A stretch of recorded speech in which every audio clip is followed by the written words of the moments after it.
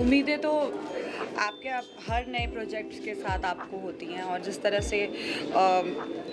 Promo को लोगों ने पसंद किया है and I really feel that the most charming factor of the Promos and the कहानी इज़ श्रवनी बिकॉज और जो कहानी का पूरा जिस तरह से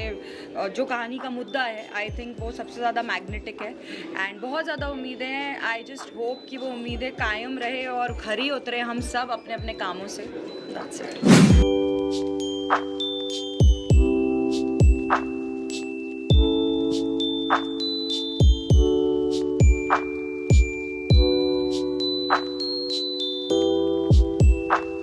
आज मैं बताना चाहती हूँ श्रवणी की कहानी कि श्रवणी कैसे अपने माँ बाबा की आंखें बंद कर रहती है. इसमें जो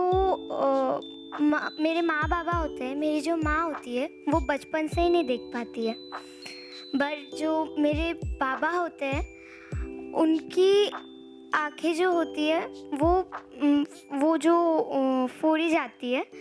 बट मेरे को वो पता नहीं होता है.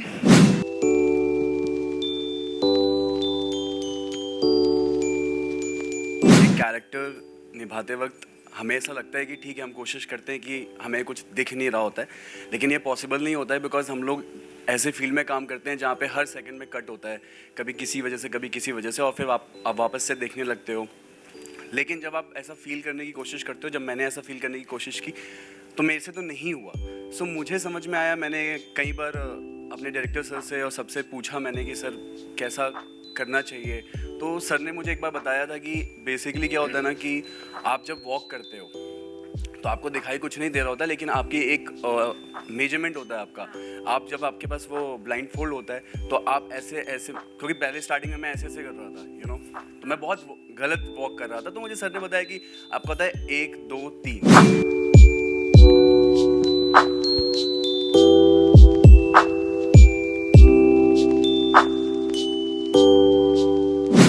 आप प्ले कर रहे हो एज अ नेगेटिव साइड, कितना डिफिकल्ट होने वाला है आपके लिए? सी ऑनेस्टली मेरे को मुझे थोड़ा डिफ़िकल्ट लगता है, क्योंकि मुझे वो इस तरह से बदतमीज़ी करना और चिल्लम चिल्ली करना वो और वो भी बिग बॉस की बात अलग थी क्योंकि वो सिचुएशंस ऐसी थी. यहाँ पे तो बनाई हुई सिचुएशंस हैं तो बहुत कभी मुश्किल हो जाता है, बट हमारा काम वही है, इसीलिए मैंने बहुत ज़्यादा इसे बहुत नेचुरल रखा है. सो थोड़ा डिफ़िकल्ट होता है, बट डायरेक्टर इतने अच्छे हमारे अमर सर जो ऑन सेट हमारे डायरेक्टर हैं वो भी बहुत ज़्यादा कोऑपरेटिव हैं, समझाते हैं, सो हो जाता है.